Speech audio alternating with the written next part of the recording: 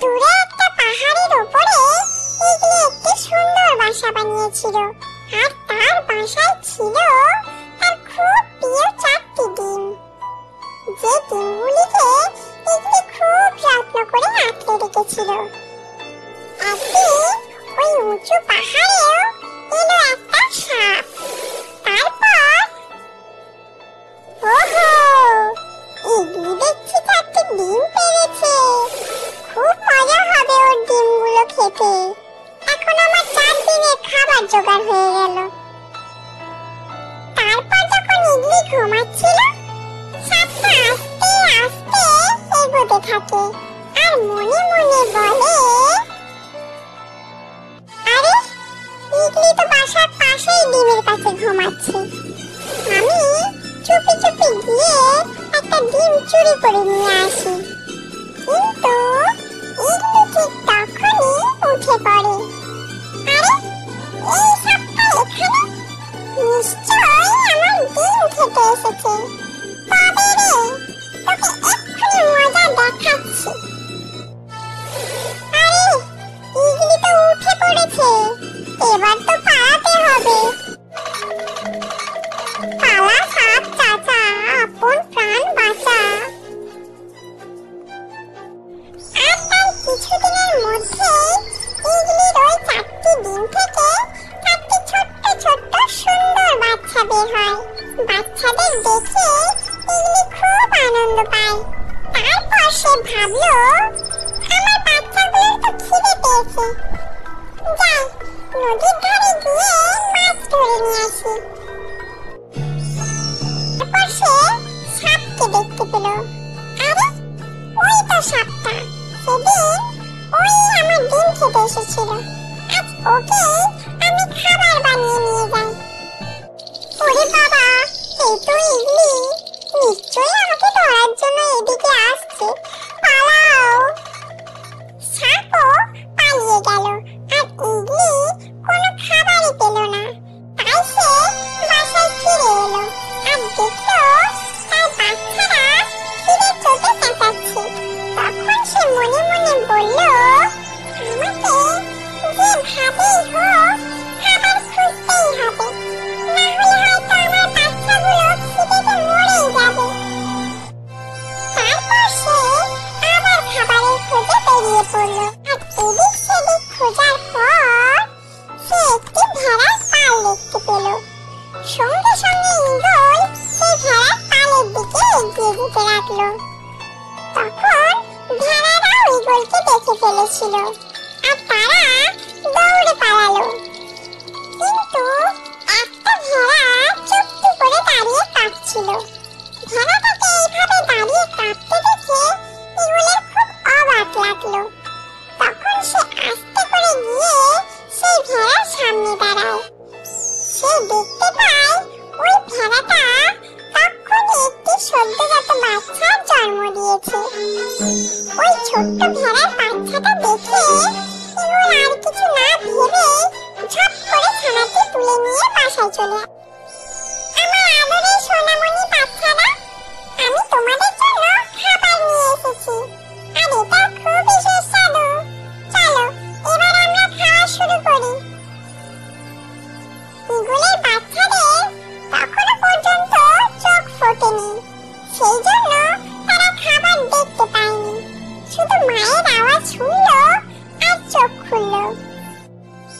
Eagle বাচ্চাটা মারতে যাবে আর তখনই ভেড়ার বাচ্চাটা মা মা বলে চিৎকার করে ডাকতে থাকলো আর ঈগলের পায়ের চারদিকে ঘুরতে থাকে।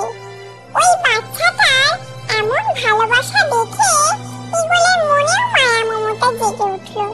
তারপর সে তার নাম রাখলো চিকু। এ তো একদমই বাচ্চা, একে কি করে মেরে ফেলি? না, আমি ওকে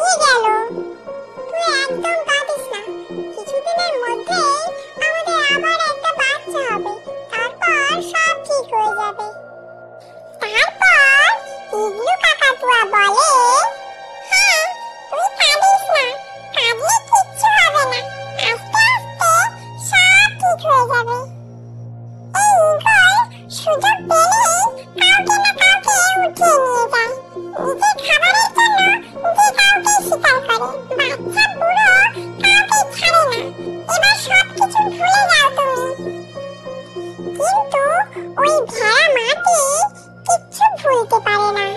সে প্রতিদিন নিজের হারিয়ে যাওয়া সন্তানের জন্য কাঁদতে থাকে, তার কথা ভাবতে থাকে। এদিকে ইগলি নিজের বাচ্চাদের জন্য মাছ আনতে যেত। তখন চিকু নিজের মতো করে পাহাড়ে ঘুরে ঘুরে ঘাস খেত, নিজের ঈগল বোনেদের সাথে খেলা করত। একদিন যখন চিকু নিজের বোনেদের সাথে খেলা করছিল প্রজাপতির সাথে, তখন ওই দেখো প্রজাপতি, চলো ওদের ধরা যাক। হ্যাঁ চলো।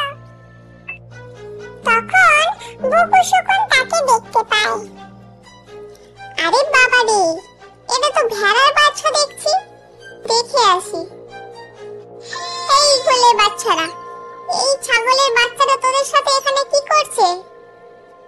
আপনি কে? আর ছাগলের বাচ্চা কাকে বলছেন?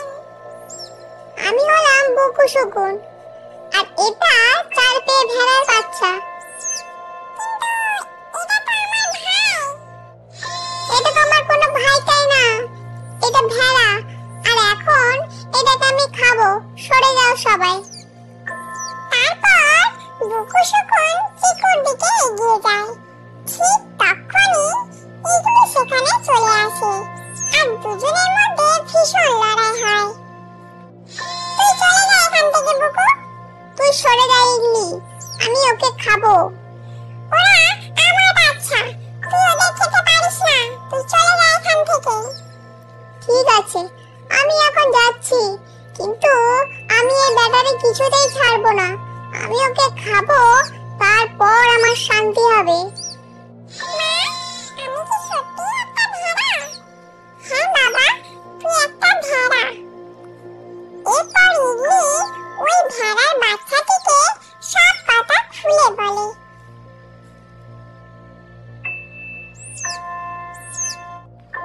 তারপর বলে, তোকে আমি তোর আসল মায়ের কাছে ফেরত দিয়ে আসবো, নয়তো এই বুকু শকুনের থেকে আমি তোকে বাঁচাতে পারবো না। এরপর ইগলি চিকুকে তার আসল মায়ের কাছে ছেড়ে আসে। আরে ছাগলি, এটা তো তোরই বাচ্চা মনে হচ্ছে। এতদিনও ইগলের কাছেই ছিল, আর বেঁচেও ছিল। হ্যাঁ, আমি এতদিন ইগল মায়ের কাছেই ছিলাম, আর উনি আমাকে সত্যিই খুব ভালোবাসেন। বলো, তুমি কি আমার আসল মা? হ্যাঁ বাবু, আমি তোর আসল মা।